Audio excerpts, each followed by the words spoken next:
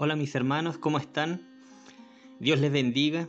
Estamos de vuelta en este segundo semestre para que volvamos a estudiar o a reflexionar en la palabra de Dios. En este semestre estaremos viendo algo sobre los salmos. Escogeremos algunos salmos de la palabra de Dios y reflexionaremos un poco en ellos. En la clase de hoy haré una pequeña introducción al libro de los salmos. Empecemos. Introducción a los salmos. El libro de los salmos es en parte un libro de himnos, también en parte un libro de oración, en parte literatura sobre la sabiduría y en parte una selección de poemas acerca de Israel y de Dios. En el texto hebreo, esta colección de salmos se titulaba Alabanzas. Más adelante, algunos rabinos lo designaron como el libro de alabanzas. Y posteriormente, la Septuaginta, que es la traducción del Antiguo Testamento del hebreo al griego, la tituló Salmos. Los salmos constituyeron el libro de himnos del antiguo Israel, inspirado por Dios, el cual definía el espíritu y contenidos apropiados de adoración. En este libro tiene una amplia cantidad de temas. Proclama alabanza y oración para el Altísimo, como dice el Salmo 50:14. Sacrifica a Dios alabanza y paga tus votos al Altísimo. Por otra parte, también abarca experiencias humanas tan íntimas como el duelo por una madre, por ejemplo, en el Salmo 35:14. Los salmos son característicos en el Antiguo Testamento en el sentido que la mayor parte del libro presenta a personas hablándole a Dios. En cambio, en todos los demás libros del Antiguo Testamento encontramos relatos o vemos principalmente a Dios hablándole a las personas, como en la ley y los profetas. Y a todos nos encantan los salmos. Los salmos reflejan lo que las personas o escritores sentían al momento que escribieron, inspirados por el Espíritu Santo. Por eso que nos encantan los salmos, porque en muchas ocasiones nos sentimos identificados con ellos y nos identificamos con lo que en ellos está escrito. Tenemos salmos favoritos. Incluso hay algunos que saben salmos de memoria, porque como dije, expresan nuestro pensamiento en la situación que nos podamos encontrar. Mi salmo favorito, por ejemplo, es el Salmo 40, porque en algún momento de mi vida expresaba lo que yo sentía en aquella situación. Y aunque estos tienen muchos años de antigüedad, prácticamente todos los salmos de una u otra forma reflejan nuestras propias luchas y alegrías de hoy en día. Sea cual sea el tema o el mensaje del salmo en particular, expresa las emociones que sentimos mientras lidiamos con los problemas, pruebas o angustias de la vida. Algunos expresan nuestra confianza al Señor. En ti, oh Jehová, he confiado, no sea yo confundido jamás, dice el Salmo 31. Otros expresan alabanza a nuestro Señor. Te alabaré, oh Jehová, con todo mi corazón, cantaré todas tus maravillas. En otros expresan el silencio de Dios. ¿Por qué estás tan lejos, oh Jehová, o te escondes en el tiempo de la tribulación? Salmo 10:1. Otros expresan el poder de la palabra de Dios. La ley de Jehová es perfecta, que convierte el alma. El testimonio de Jehová es fiel, que hace sabio al sencillo. Salmo 19:7. Otros expresan nuestro deleite en Dios cuando experimentamos la presencia divina al atravesar una situación difícil que ha tenido un buen final. Otros expresan emociones fuertes de ira o dolor en la lucha por entender por qué Dios no ha actuado como creemos que debería haberlo hecho. Por ejemplo, cuando los malvados triunfan. En otros, Dios habla. En otros, Dios está en silencio. Algunos encuentran solución, mientras que otros nos dejan con preguntas sin responder. pero son hermosos y reflejan nuestro caminar con el Señor. ¿Qué podemos decir del propósito del libro? Como ya sabemos, el libro de los Salmos es una colección de cantos y poemas personales. Conforme el libro creció a través de los siglos, los judíos adoptaron su contenido para la adoración colectiva, así como para sus devocionales personales. Aquí encontrará oraciones de sufrientes, himnos de alabanza, confesiones de pecado, confesiones de fe, himnos de la naturaleza, himnos de creación, cantos que enseñan historia judía. Y en cada uno, el punto focal de la fe es el Señor. Sea que el escritor está mirando hacia el pasado en la historia, o hacia arriba en los cielos, o a su alrededor a sus problemas, antes de todo mira por fe al Señor. Los salmos nos enseñan a tener una fe personal con Dios al decirle nuestras aflicciones y necesidades y al meditar en su grandeza y gloria. El libro de los Salmos está dividido en 5 secciones. El primero desde el Salmo 1 al 41, el segundo desde el Salmo 42 al 72, el tercero del 73 al 89, el cuarto del 90 al 106 y el quinto del 107 al 150. Cada una de estas secciones termina con una doxología. ¿Y qué es una doxología? Es una alabanza a Dios. Significa expresar a Dios esplendor, gloria, honor y majestad, reconocer su divinidad. La doxología del término de la primera sección en el Salmo 41 dice: Bendito sea Jehová, el Dios de Israel, por los siglos de los siglos. Amén y amén. No se sabe plenamente cuándo o por qué se hacen estas divisiones, aunque se han propuesto muchas teorías. El libro 1 se centra en gran medida en las experiencias de David y el libro 2 habla de su reinado.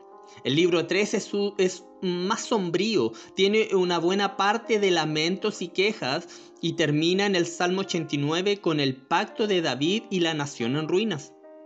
El libro 4 habla con seriedad acerca de la mortalidad humana, Salmo 90, pero también habla triunfantemente acerca de Dios como el gran rey que gobierna todo, Salmo 93 y 95 al 99.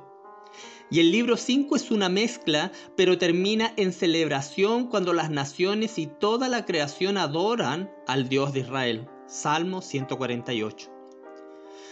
Y está considerado dentro de los libros poéticos en la Biblia, junto con Job, Proverbios, Eclesiastés y Cantar de los Cantares, libros poéticos. La poesía hebrea no es como la de nosotros.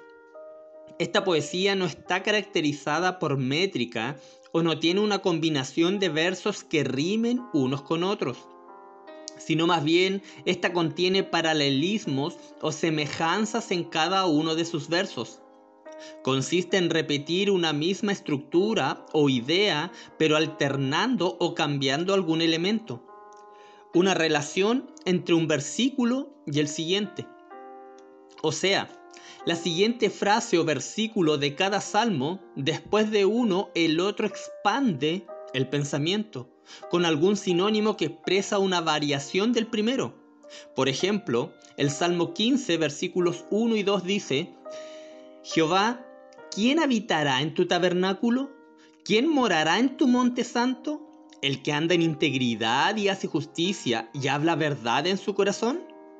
Vemos aquí que se expande la idea del primer versículo. Por otro lado, contradice a algunos también el pensamiento de la frase anterior, conocido como paralelismo antitético. Por ejemplo, el Salmo 37:9 que dice: Porque los malignos serán destruidos, pero los que esperan en Jehová, ellos heredarán la tierra. Esto es parte de la poesía hebrea. Con respecto a la autoría, los salmos fueron escritos por 7 autores diferentes, que fueron David, quien escribió la gran mayoría de ellos, por lo menos 75 de los 150 salmos. La mitad de ellos. También los hijos de Coré son responsables de 10 o 12, dice algunos eruditos. Asaf contribuyó con 12. También Salomón con 2 salmos. Moisés con 1, el Salmo 90, y este es el salmo más antiguo. Emán contribuyó con 1 y Etán con 1 más. Y todos los restantes, 48 aproximadamente, permanecen siendo anónimos en lo que a su autor concierne. Algunos dicen que Esdras, un escriba experto en lenguas, autor de otros libros en la Biblia, escribió también algunos, aunque esto no está confirmado. El rango de tiempo de los salmos se extiende de la época de Moisés, alrededor de 1410 a.C., con el Salmo 90, como acabamos de decir, el salmo más antiguo, hasta la última parte del siglo VI o principios del V a.C., con el Salmo 126, el último salmo escrito por un autor desconocido, pero según su escrito da a conocer ser el último salmo escrito. Entonces los salmos cubren unos 900 años de historia judía. Hay 116 salmos que tienen sobreescritos o títulos. Cuando los títulos son analizados individualmente y estudiados, indica que fueron colocados como apéndices a sus salmos. Estos títulos brindan diferentes tipos de información, tal como el autor, ocasión histórica, instrucciones litúrgicas, contexto del autor al momento de escribir el salmo, por ejemplo. Jesús también nos dijo en Lucas 24:44 lo siguiente, y les dijo: estas son las palabras que os hablé, estando aún con vosotros, que era necesario que se cumpliese todo lo que está escrito de mí en la ley de Moisés, en los profetas y en los salmos. El mismo Señor Jesucristo dijo que los salmos hablan de Él. Y vemos que esto es así. En el Salmo 22 vemos a Cristo. Es el Salvador crucificado. En el Salmo 23 es el buen pastor. En el Salmo 110 es el sumo sacerdote. En el Salmo 118, 22 y 23 es la piedra del ángulo. En el Salmo 2 es el rey que viene. Estos, entre muchos otros. Nuestro compromiso, amado hermano, de invertir tiempo en este libro será recompensado abundantemente. Al leer una y otra vez cada salmo, descubriremos nuevas capas de significado que nos proporcionarán beneficios y sabiduría a nuestra vida espiritual. Tengamos presente que la poesía hebrea es distinta a muchas otras. Los salmistas, como recién dijimos, emplearon paralelismos, donde los pensamientos en un lugar de los sonidos riman en tonos de ecos armoniosos o contrastes que aclaran ideas. Esto produce un gran material en el que puedes detenerte por horas mientras meditas en un pasaje, extrayendo reflexiones edificantes para tu vida. Tengamos en cuenta que los salmos son poesía, no composiciones doctrinales. Por lo general, sus autores se enfocaron principalmente en reflejar sus emociones más profundas, en vez de exponer verdades teológicas. Piensa en los salmos como si fueran anotaciones en un diario. Reflejan el trato más íntimo de individuos con Dios. El lenguaje poético nos invita a leer tanto con nuestro corazón como con nuestra mente, trayendo aplicaciones a todas las áreas de nuestra vida. Que Dios les bendiga, amados hermanos. Les animo en este tiempo, si usted quiere, empezar a reunirse en los hogares y poder compartir estas clases que voy a estar exponiendo los días miércoles. Que Dios les bendiga, que tengan una hermosa semana y estudiemos la palabra del Señor. Un abrazo, bendiciones.